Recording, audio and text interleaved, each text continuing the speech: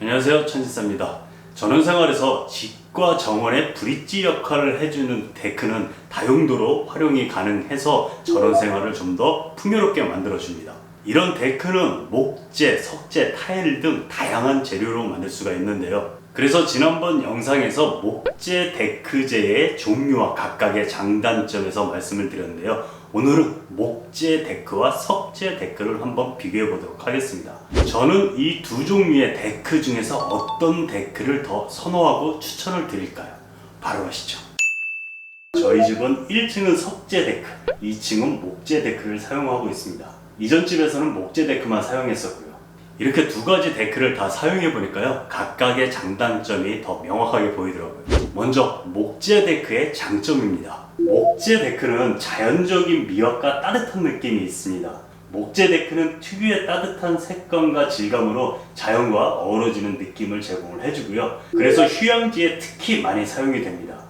목재는 목재 자체로도 예술적 요소를 가지고 있고 시간이 지남에 따라서 자연스러운 색상과 질감의 변화를 보여줍니다. 목재 데크는 작업이 용이하고 가공하기도 쉽습니다. 석재 데크에 비해서 시공기간도 훨씬 짧고 목재이다 보니 석재에 비해 다루기도 편합니다. 제가 이전 집에서 기존에 있던 데크를 확장을 해가지고 넓혀줬었는데요. 이런 것처럼 변형을 주거나 할 때 석재에 비해서 수월합니다.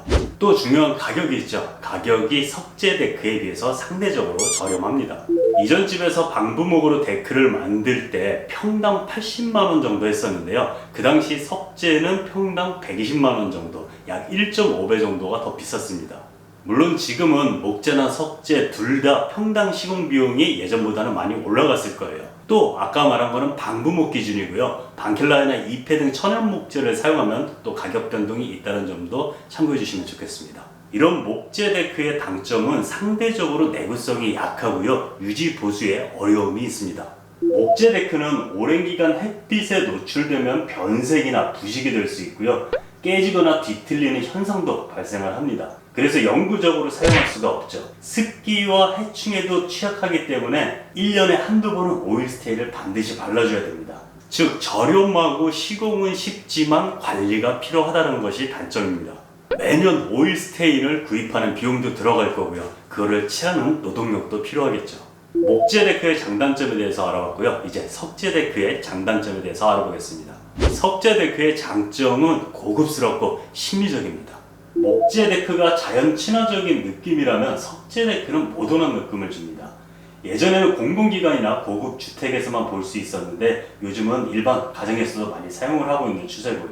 석재 데크는 내구성이 뛰어나서요, 반영구적으로 사용할 수가 있습니다. 석재는 목재 데크처럼 뒤틀림도 없고요. 특히 다양한 기후 조건, 강력한 바람이나 눈, 비와 같은 자연 환경에도 잘 유지가 됩니다.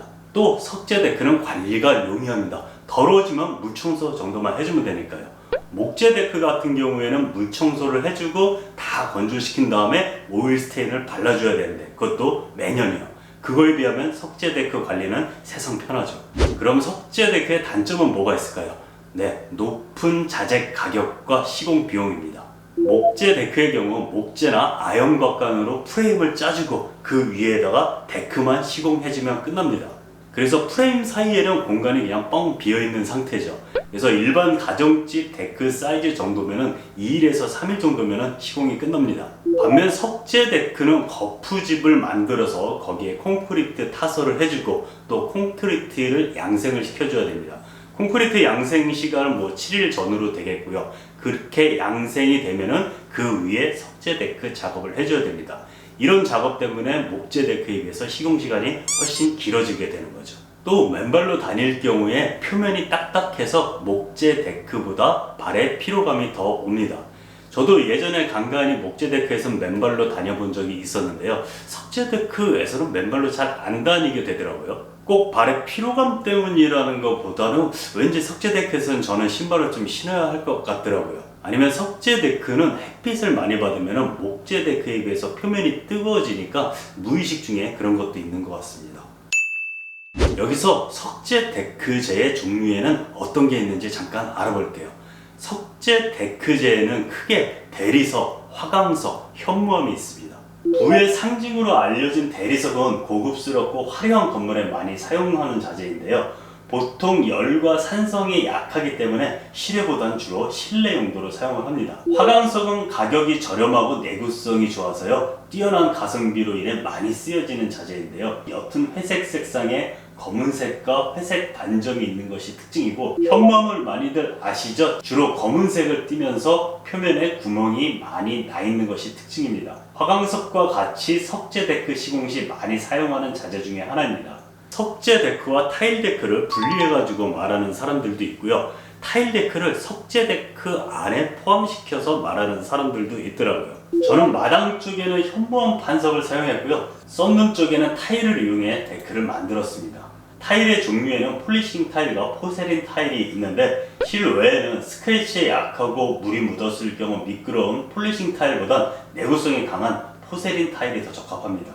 눈으로 봤을 때 반짝반짝 빛이 나는 것이 폴리싱 타일이고요. 현관이나 욕실같이 무광인 타일을 포세린 타일이라고 보시면 될 것 같습니다. 썬룸 타일 데크에 대해서 좀 더 부연 설명을 드리자면요. 주방에 사용한 타일과 썬룸에 사용한 타일이 똑같아요. 좀 통일성을 주고 싶었고요. 보면 표면도 맨들맨들하고 느낌도 좋습니다. 3년 정도 사용해보니까 청소도 편하고 좋더라고요. 다만 저쪽에 미니풀이 있는데 발에 물이 묻으면 이 타일의 경우 포세린 타일이긴 하지만 미끄럽습니다. 그래서 외부나 수영장이 있어 물이 많은 곳이라면 이 타일보다 좀 거칠어서 발에 물이 묻어도 잘 안 미끄러지는 포세린 타일을 선택하시길 추천드립니다. 이렇게 목재 데크와 석재 데크의 각각의 장단점에 대해서 살펴봤습니다. 목재 데크와 석재 데크의 선택은 개인의 취향과 환경적 요건에 따라 달라지겠죠. 자연적인 미학과 따뜻한 느낌을 원하는 경우에는 목재 데크가 적합하겠고요.